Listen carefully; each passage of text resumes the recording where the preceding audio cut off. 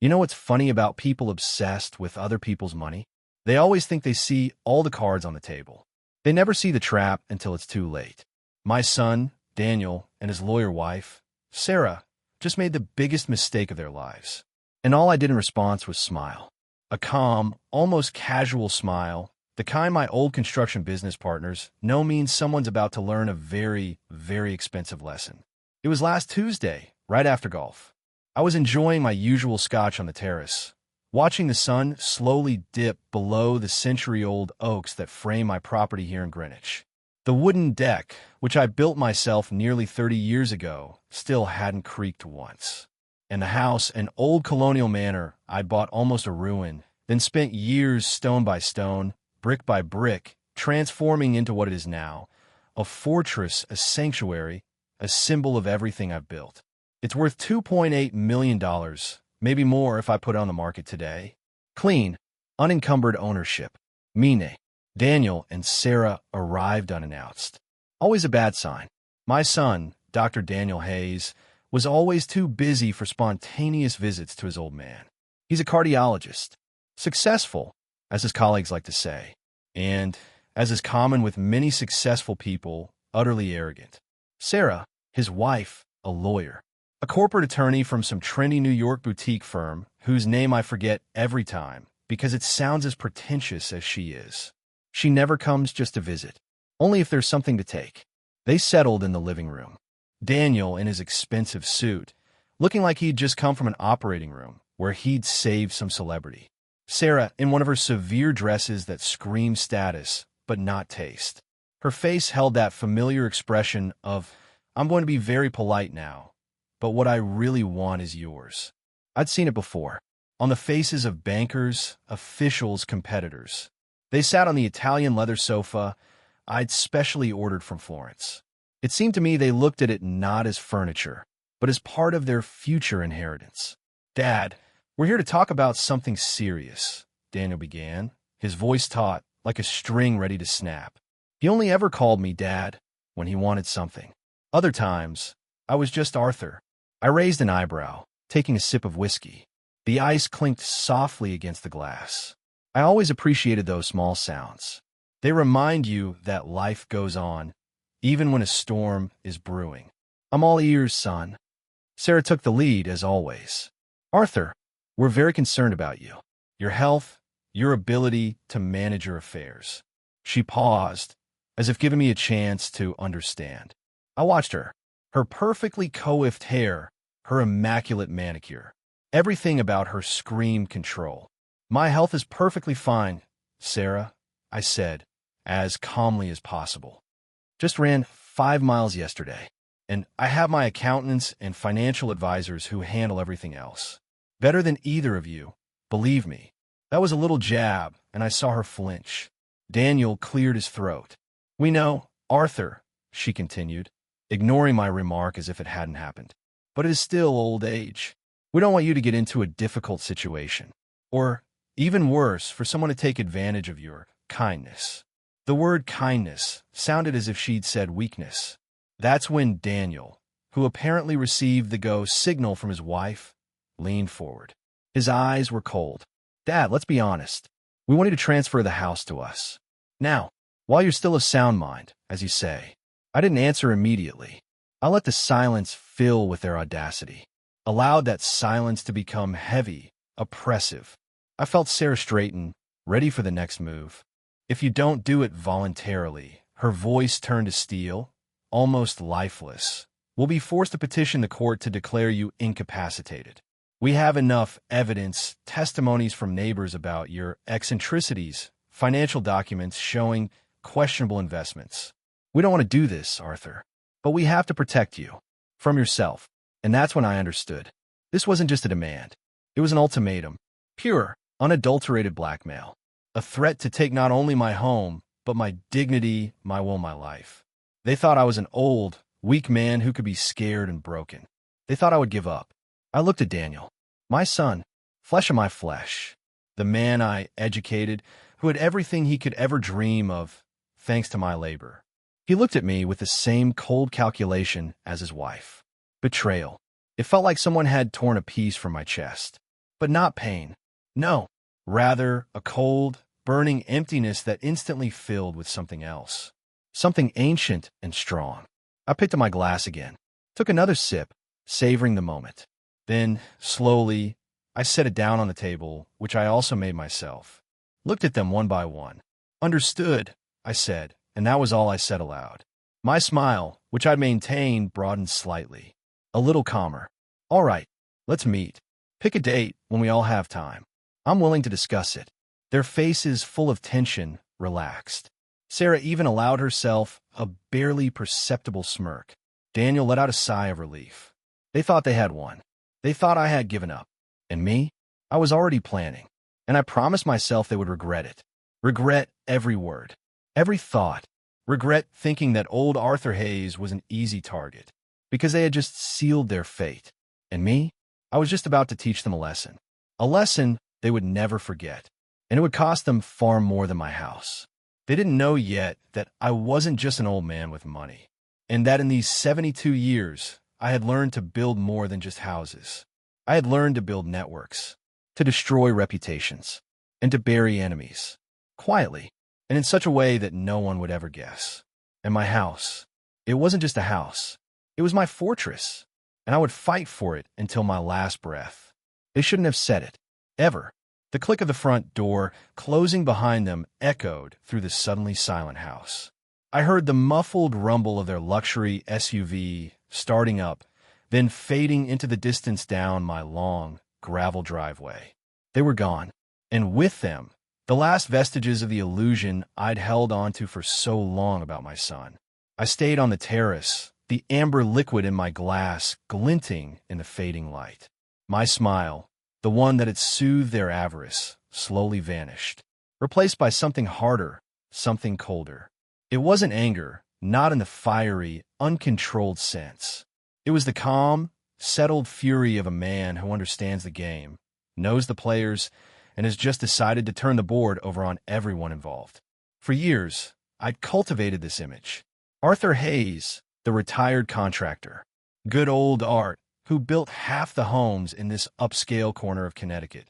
A widower, living alone, content with his golf, his garden, and his quiet evenings. Harmless.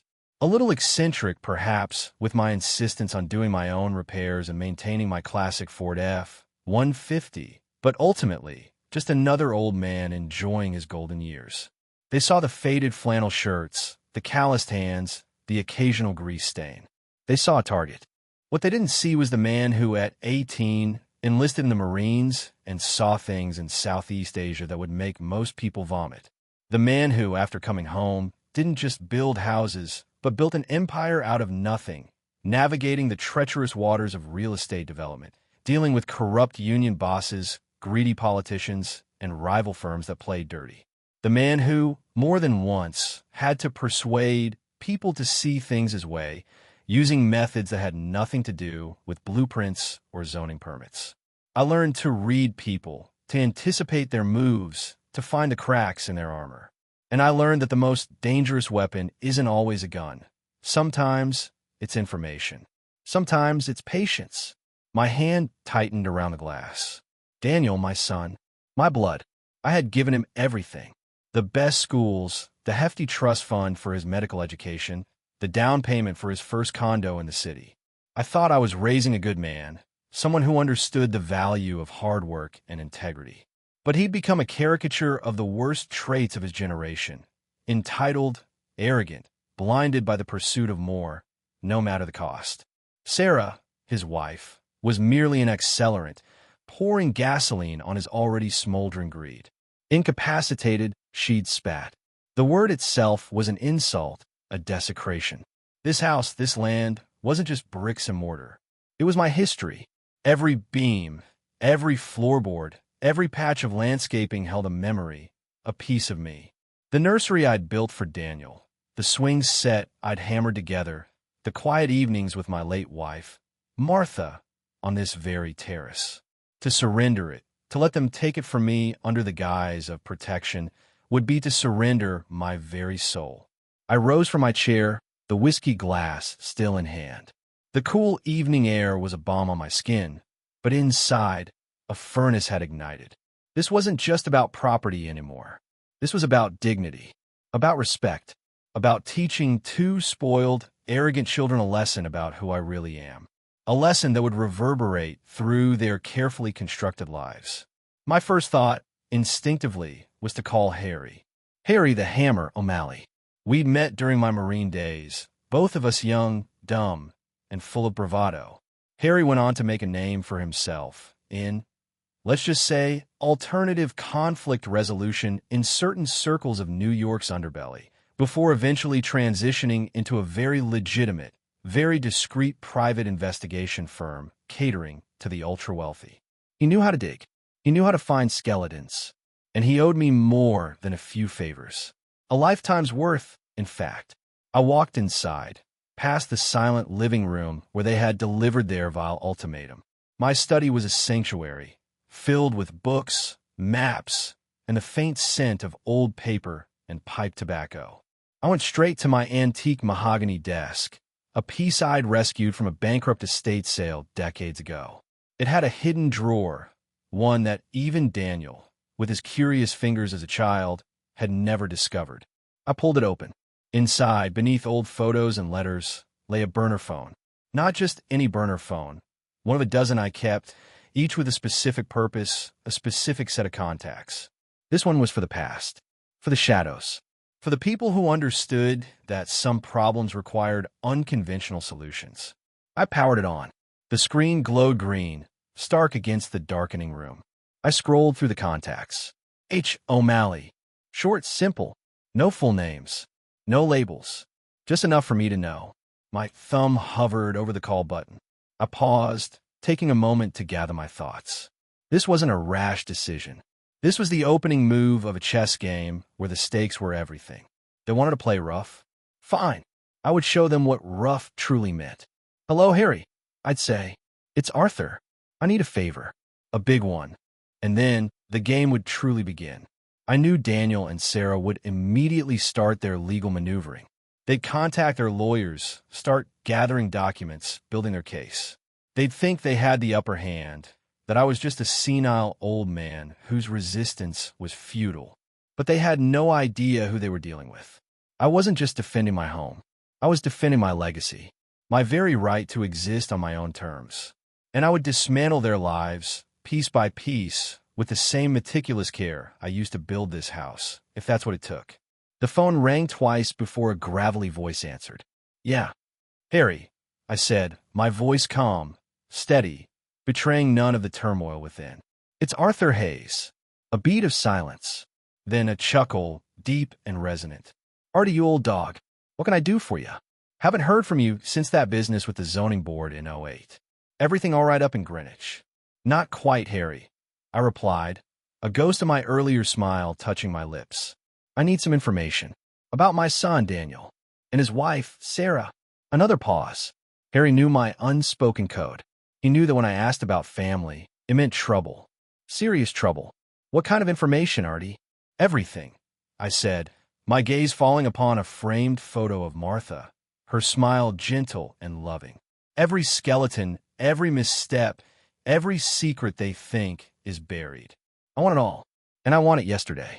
Harry's voice dropped, losing its casual lightness. Consider done, Artie.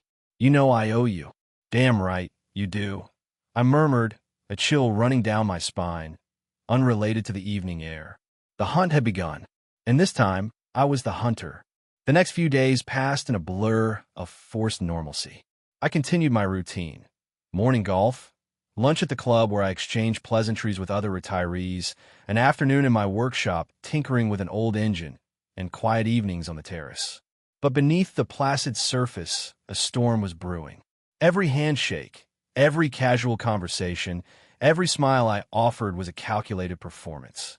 I was a man playing a role, waiting for the curtain to rise on the real drama. Harry, true to his word, worked fast. Less than 24 hours after my call, my burner phone buzzed with an encrypted message. It was a preliminary report, dense with legal jargon, financial statements, and snippets of public information that, to the untrained eye, meant nothing. But to me, it was a roadmap. I locked myself in my study, the heavy oak door muting the sounds of the outside world. This was where I did my real work, the kind that didn't involve hammers and nails. Spread out on my desk were printouts, charts, and a legal pad where I meticulously noted details. Harry's team had started with the obvious: Daniel's medical practice, Sarah's law firm, their shared assets, their tax filings. Daniel's practice, Hayes Cardiology Associates, looked pristine on the surface. State-of-the-art equipment, glowing reviews, a reputation for excellence. But Harry had flagged a few things. An unusual number of billing adjustments for certain procedures. A higher-than-average rate of referrals to a specific, out-of-network surgical center. Nothing overtly illegal, just questionable. The kind of questionable that attracts the attention of insurance auditors if someone points them in the right direction. Sarah's firm, Sterling & Finch, was a different beast. A high-powered corporate law firm specializing in mergers and acquisitions. Her personal financials were tied closely to her firm's success, with hefty bonuses contingent on certain deals closing. Harry's team had highlighted some recent deals where Sterling & Finch had represented controversial clients. Companies with histories of environmental violations or shady labor practices. Again, nothing illegal, but a clear sign of where Sarah's moral compass, or lack thereof, truly pointed. But the real meat, the truly unsettling stuff, came in the form of their personal lives. Their Greenwich mansion, larger and more ostentatious than mine, was heavily mortgaged. More than one mortgage, in fact. Second and third liens from lesser-known, slightly predatory lenders. They lived an extravagant lifestyle far beyond what even Daniel's substantial income as a cardiologist should comfortably afford. Expensive cars, exclusive club memberships, lavish vacations. Keeping up appearances. A classic tale of chasing the illusion of wealth rather than building it. And then there were the charitable donations. Large sums of money flowing to various foundations.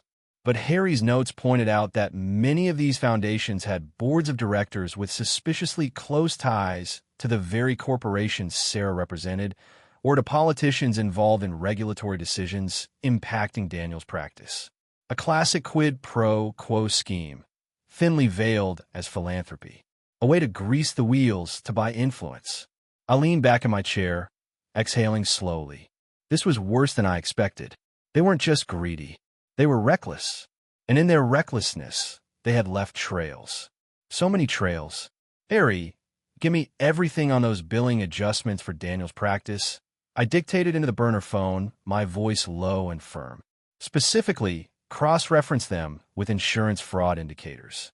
And dig into that surgical center. Who owns it?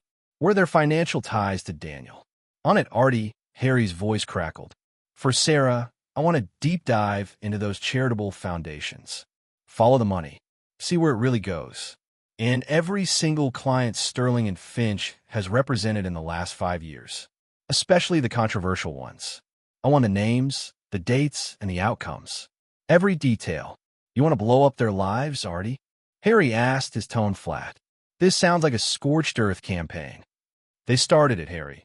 I replied, my eyes fixed on the house plans of my home, pinned to a corkboard.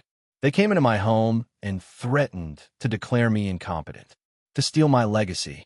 This isn't just about money, Harry. This is about what's right, and what's earned. Understood, he said. Anything else? One more thing. I added, a grim thought forming in my mind. Social media. Everything. Their public profiles, their friends, their contacts.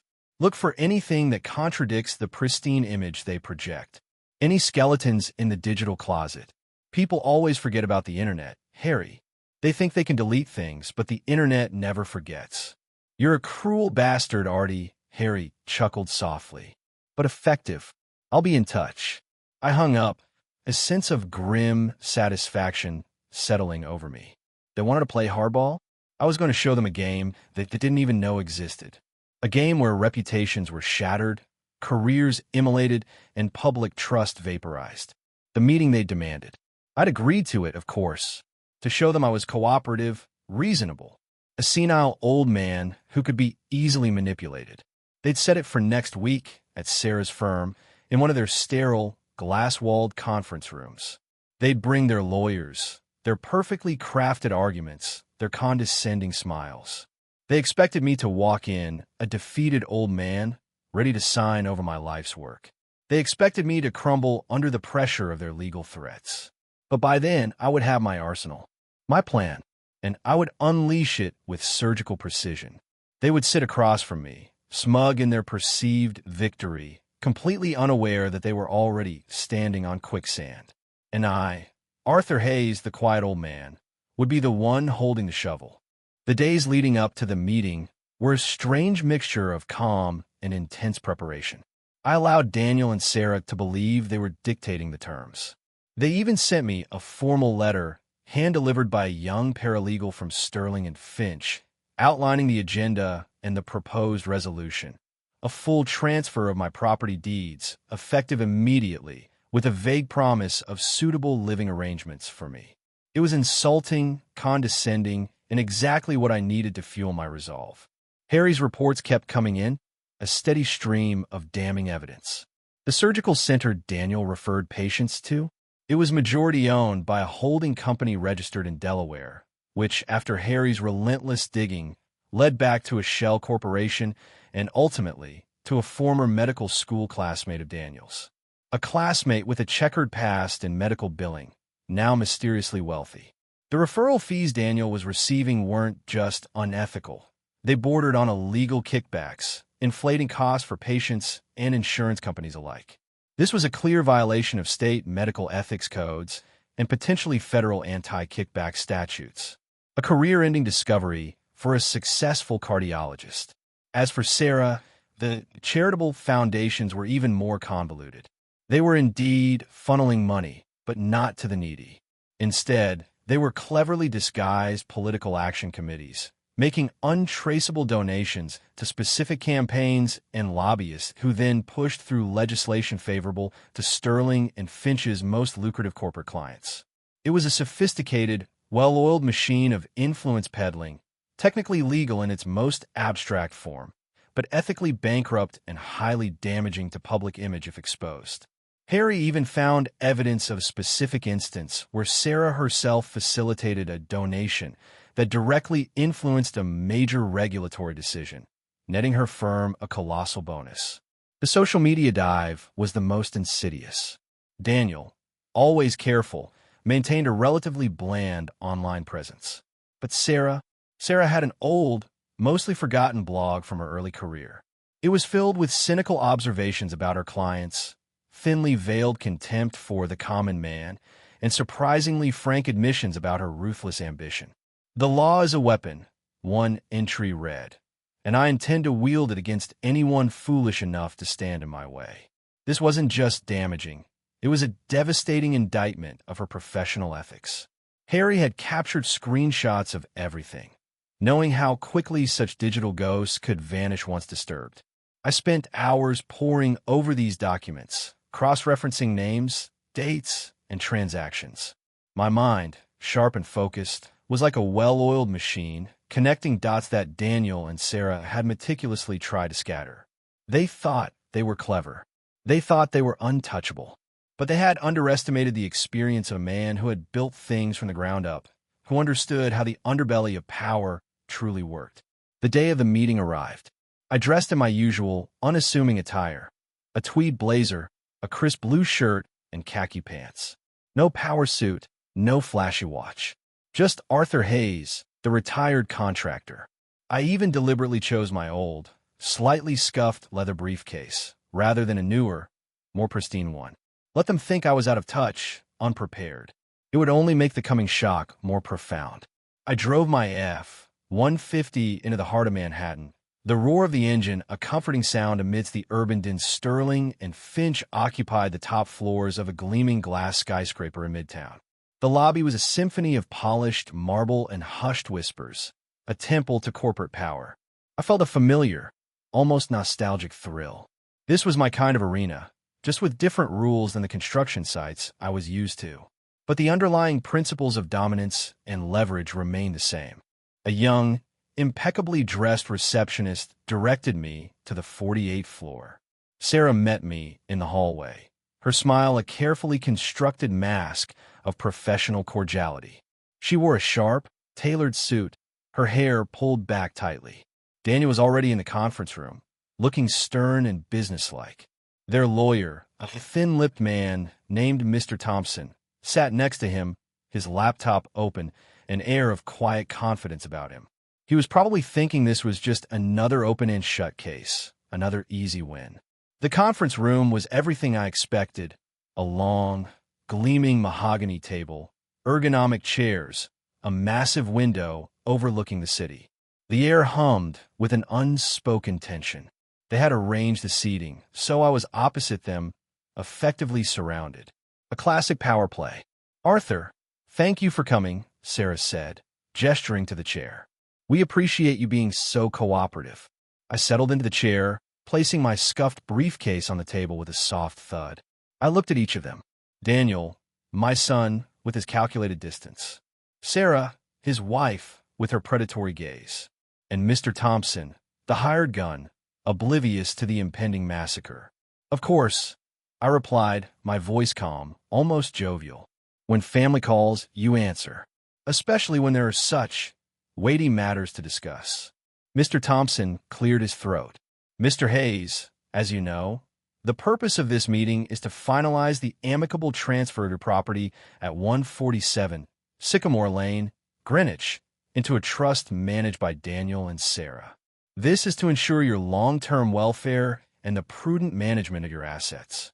"Amicable," I mused, leaning back slightly. "That's an interesting choice of word, Mr. Thompson, considering the alternative you presented to me last week." Sarah's smile tightened. "Arthur, we're simply trying to avoid any unpleasantness." "Unpleasantness," I repeated, letting the word hang in the air. "Is that what you call threatening your own father with a declaration of incapacitation? Because where I come from, Sarah, that's called extortion, or, more accurately, filial abuse." The color drained from Daniel's face. Mr. Thompson shifted uncomfortably. They hadn't expected me to be so direct, so unyielding. They expected an old man, easily cowed. "Arthur, please," Daniel interjected, his voice strained. "We just want what's best for you." "Do you, Daniel?" I asked, looking directly into his eyes, a flicker of something ancient and knowing in my own. "Because from where I'm sitting, it looks like you want what's best for you. And frankly, your timing couldn't be worse." I unlatched my briefcase. The click echoed loudly in the suddenly tense room. I didn't immediately pull out the documents. Instead, I looked at them, one by one, allowing my gaze to linger to convey the unspoken threat. "Before we proceed with your amicable transfer," I said, my voice low and steady, "I think there are a few things we need to discuss first. Things you both seem to have overlooked." Their faces were a mixture of confusion and growing unease. They were seeing a different Arthur Hayes now. Not the harmless old man, but the architect, the builder, the man who knew how to dismantle things just as easily as he built them. And they were about to realize they weren't the only ones who had been busy digging. The silence in the room stretched, thick and suffocating. Daniel and Sarah exchanged nervous glances. Mr. Thompson, the seasoned corporate lawyer, finally looked genuinely uncomfortable, his gaze shifting between my calm demeanor and the briefcase. He sensed a shift in the power dynamic, a tremor in the carefully constructed narrative they prepared. I reached into my briefcase, not for a pen to sign their predatory documents, but for a meticulously organized folder.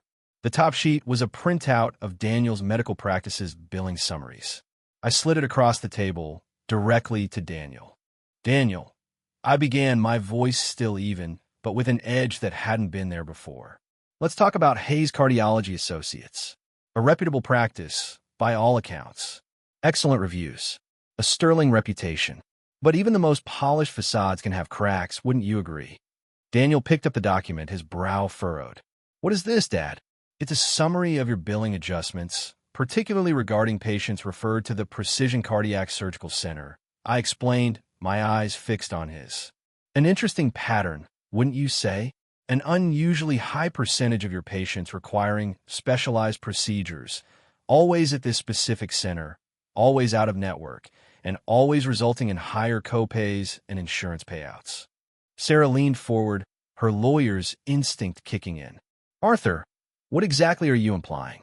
Daniel's referrals are based solely on patient need and medical expertise. Are they, Sarah? I raised an eyebrow, a slight, knowing smile playing on my lips. Because Harry, a friend of mine, a private investigator of considerable talent, found something interesting about Precision Cardiac.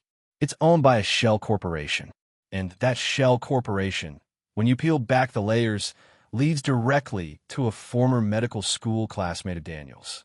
A classmate, I might add, who has a history of, shall we say, aggressive billing practices, and whose sudden surge in wealth directly correlates with the increase in your referrals. Daniel's face had gone from pale to ashen. His mouth opened, but no words came out. He knew. He absolutely knew. The color was draining from Sarah's face too, replaced by a cold, furious calculation. She looked at Daniel, then back at me, her eyes narrowed. This is baseless speculation, Arthur. She finally managed her voice tight. Slander. We could sue you for this. You could. I conceded, nodding slowly. But then, we'd have to go to court, wouldn't we? And during discovery, all of this would become public record. The insurance companies would be very interested in these patterns. The state medical board, even more so. And I imagine the federal authorities, who take a rather dim view of kickbacks and fraudulent billing under the anti-kickback statute, would also want to have a word with Dr. Hayes. Do you really want to explain to your patients why their medical bills were inflated, Daniel? Or to the Department of Justice, why you were effectively selling referrals? I watched Daniel squirm. The arrogance, the self-importance, had vanished, replaced by genuine fear. He was seeing his carefully constructed career, his reputation, crumble before his eyes. Then, I turned my attention to Sarah.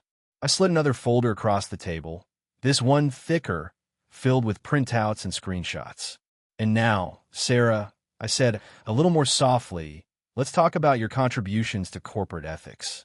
Sterling and Finch, a pillar of the legal community. But your personal blog, circa 2008, The Corporate Predator, offered a rather unfiltered look into your professional philosophy. Things like, the law is a weapon, and I intend to wield it against anyone foolish enough to stand in my way. Or, my personal favorite, ethics are a luxury the successful can't afford, merely a narrative for the masses. Charming. Sarah gasped, her composure finally cracking. That blog, it was private. I deleted it years ago. How did you? The internet, Sarah. I interrupted, a wry smile touching my lips. It never forgets, especially when you have people like Harry who specialize in digital archaeology. But let's move beyond your youthful indiscretions, shall we? Let's discuss your more recent and far more impactful activities. I picked up another stack of documents. These are the financial records and board member lists for the foundations for a Better Tomorrow and Green Future initiatives. Very noble-sounding names. But as it turns out, these foundations are remarkably effective at channeling untraceable political donations to campaigns and lobbyists who then, coincidentally, push through legislation that directly benefits Sterling and Finch's most controversial clients. And in one particular instance, Sarah, your name appears prominently in a memo regarding a 7-figure donation that preceded a specific environmental waiver for Evergreen Petro Corp, a client you personally represented. A waiver that directly resulted in Sterling and Finch earning a bonus of, let me see here, $8 million. Mr. Thompson, who had been listening with growing alarm, finally spoke, his voice tight. Mr. Hayes, this is highly irregular. These are sensitive firm documents. Are they, Mr. Thompson? I shot back, my gaze hardening. Or are they evidence of blatant influence peddling, disguised as corporate philanthropy? The SEC might find this very interesting, as might the State Bar Association, especially when combined with the delightful insights from Sarah's Corporate Predator blog. How do you think Sterling and Finch's clients would react if these details became public? What about your reputation, Sarah? Your career? Sarah was speechless, her face a mask of furious disbelief and dawning horror. Her meticulously crafted image, her entire professional life, was being systematically dismantled before her eyes. So, I concluded, leaning forward slightly. Before we talk about me being incapacitated or about amicably transferring my property, perhaps we should discuss your incapacitation. Wouldn't you agree? Because if I were to go public with just a fraction of this, Daniel, your medical license would be revoked, and Sarah, your law career would be over. You'd be disbarred, financially ruined, socially ostracized. I paused, allowing the weight of my words to sink in, to crush them.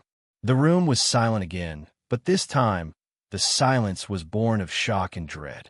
They were seeing not just an old man with some dirt, but a master strategist, a man who had anticipated their every move and had prepared a counterstrike far more devastating than they could have imagined. "So," I said, picking up the blank deed from my house, the one they had prepared for me to sign. I tore it slowly, deliberately, in half, the sound a sharp rip in the stillness. "Let's recap. You threatened to take my home, my dignity, my autonomy. And in return, I've just shown you the blueprint for the complete and utter destruction of your professional lives, your reputations, and your financial futures. Now, who do you think is in a position to give an ultimatum?"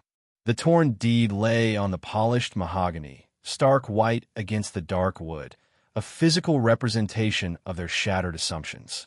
Daniel looked utterly defeated, staring at the pieces as if they were his own career, ripped to shreds. Sarah, however, was rallying. Her lawyer's brain, even in shock, was working overtime, trying to find an angle, a loophole, a way out. This is extortion, Arthur," she hissed, her voice low and venomous, yet trembling slightly. "You can't do this." "Oh, but I can, Sarah," I replied calmly, meeting her furious gaze. "And unlike your thinly veiled blackmail and Daniel's backroom dealings, my actions are entirely above board. I'm merely presenting evidence. Evidence that, once public, will trigger investigations by regulatory bodies who do have the power to ruin you. I don't need to extort you. I simply need to reveal the truth." I leaned back, crossing my arms. "Let me be clear. You came into my home, my sanctuary, and tried to strip me of everything. You underestimated me. You mistook my quiet life for weakness, my age for senility. That was your first and gravest mistake." Mr. Thompson, who had remained silent for too long, finally spoke, his voice strained. "Mr. Hayes, perhaps we can negotiate. This is a very serious matter for all parties involved." "Negotiate?" I scoffed softly. "There's nothing to negotiate, Mr. Thompson. The terms have already been set, not by me, but by Daniel and Sarah, the moment they issued their pathetic ultimatum." I pulled out a single sheet of paper from my briefcase. Unlike their voluminous legal documents, this was simple, concise, and handwritten. "My terms. Here's how this is going to work," I stated, pushing the paper across the table towards them. "First, Daniel, you will immediately sever all ties with Precision Cardiac Surgical Center. No more referrals, no more kickbacks, and you will arrange for a full, independent audit of your practice's billing over the last 5 years. Any discrepancies found will be reported, and you will make restitution to the affected patients and insurance companies. If you resist, I guarantee the federal authorities will do it for you. And trust me, their methods are far less forgiving." Daniel, still stunned, could only nod weakly. He seemed to shrink in his expensive suit. "Second, Sarah," I continued, turning to her, "you will resign from Sterling and Finch. Immediately and quietly, citing personal reasons or desire to pursue other opportunities. Your firm will not be dragged into this mess, because, frankly, they're just another victim of your avarice. But your career, as you know it, is over. No more high-power corporate law.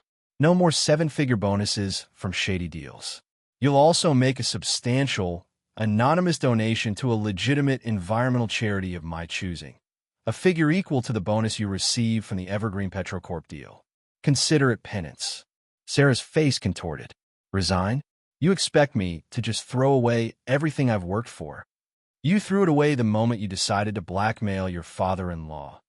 I retorted, my voice cutting through her outrage. "And if you don't resign, then your blog, your charitable foundations, and all the sordid details of your influence peddling will go public. And trust me, Sarah, a disbarred lawyer with a reputation for cynicism and corruption will find it very hard to get a job anywhere, even selling pencils. Your choice." She glared at me, her eyes burning with hatred. But I saw the flicker of fear, of defeat, in their depths. She knew I wasn't bluffing. "Third," I continued, my gaze sweeping over both of them, "you will both sign legally binding affidavits, stating that you will never again attempt to interfere with my affairs, my property, or my autonomy. Ever. You will retract any and all statements made to neighbors or other parties implying my incapacitation. And you will cease all contact with me, unless initiated by me, for the foreseeable future. That means no more unannounced visits, no more phone calls, no more letters. You're cut off. Completely." A tear tracked down Daniel's cheek. "Dad, please. Don't dad me, Daniel." I cut him off, my voice steely. "You stopped being my son the moment you plotted against me. You chose greed over family. You chose betrayal over loyalty. You reap what you sow." Mr. Thompson, surprisingly, picked up my handwritten sheet. He read it carefully, then looked at me, a newfound respect in his eyes. He recognized a master chess player, someone who had planned several moves ahead.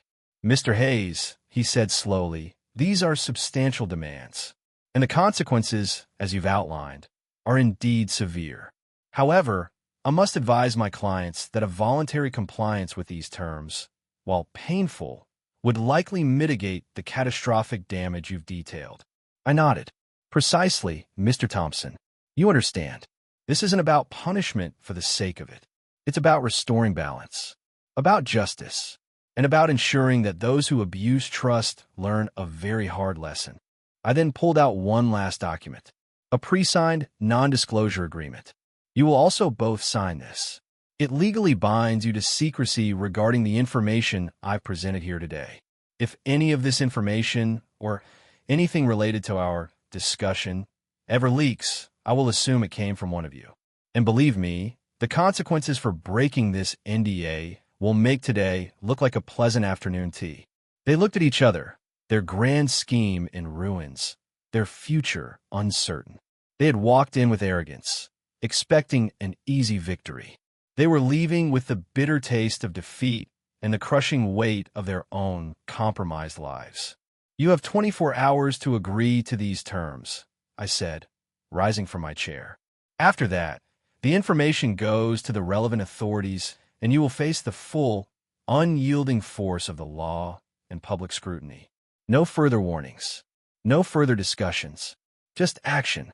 I picked up my briefcase, the torn deed pieces still on the table. "I suggest you consider your options very carefully, because unlike you, I have nothing left to lose. And that, my children, makes me infinitely more dangerous." With that, I turned and walked out of the conference room, leaving them stunned, broken, and alone with the wreckage of their ambition. The marble floor of the lobby felt more welcoming than ever. The city outside, a vibrant tapestry of lives and struggles, seemed to hum a song of vindication. I had won, not just my house, but my peace. And in doing so, I had finally put to rest the illusion of the son I thought I had raised. The architect of vengeance had built his final, most intricate trap. Leaving that glass tower, I felt a peculiar mix of exhaustion and exhilaration. The tension that had coiled within me for days began to unwind, slowly, like a spring released. The humid New York air, usually a nuisance, felt fresh against my face. I walked past the throngs of people, suits and tourists, all rushing to their own destinations, their own dramas, completely oblivious to the silent, seismic shift that had just occurred on the 48th floor. I didn't rush home. Instead, I drove upstate, along the scenic Merritt Parkway, the familiar curves and ancient stone bridges a soothing balm to my frayed nerves. I stopped at a small, unassuming diner I'd known for decades, a place that served the best blueberry pie this side of the Hudson. I sat at the counter, ordered a slice, and watched the world go by, my mind replaying every detail of the meeting. They would fight it, of course, at first. Sarah, with her lawyer's mind, would try to find a way to discredit my evidence, to claim I was manipulating them, to paint me as the villain. But Mr. Thompson, The shrewd lawyer knew the truth. He had seen the stack of documents, the undeniable trails. He understood the damage, and he would advise them, grudgingly, to comply, because the alternative was career suicide, public humiliation, and potential legal prosecution that would strip them bare.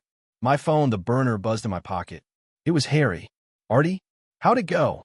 he asked, his voice laced with anticipation. "They're reeling, Harry," I said, a faint smile on my face. "They're considering their options, but I think they'll comply." "Good," he grunted, "because I just got a little more intel.